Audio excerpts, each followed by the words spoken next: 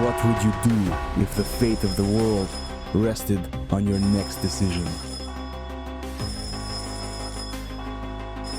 This only heightened tensions between the superpowers, because in the dead of night at Serpukov 15, Lieutenant Colonel Stanislav Petrov sat alone in a subterranean bunker when the warning sirens screamed to life, declaring a nuclear strike inbound from the United States.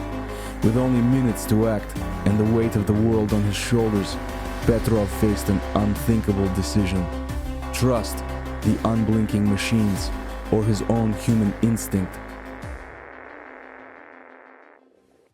3 weeks earlier, the Soviet Union had shot down South Korean Airlines Flight 007 with 2 air-to-air missiles near Sakhalin Island, Russia, killing all 269 people on board, including US Congressman Lawrence MacDonald of Georgia.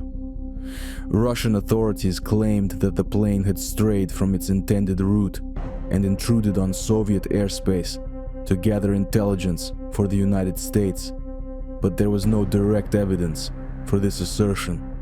We maintain peace through strength, strength through the power of deterrence. We will never waver. US President Ronald Reagan described the strike as an act of barbarism.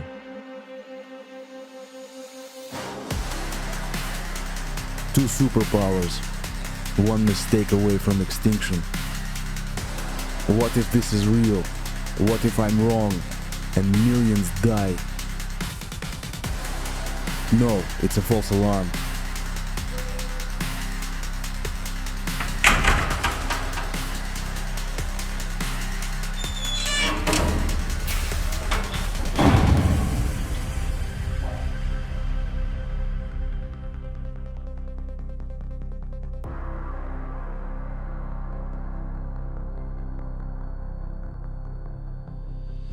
If you had 5 minutes to stop World War III, would you trust your instinct or the system?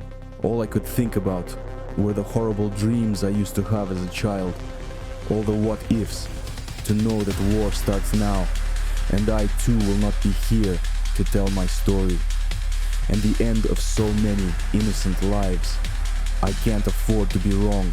Petrov began talking to himself and second-guessing his own intuition. What happened to Stanislav Petrov after that night remains a mystery.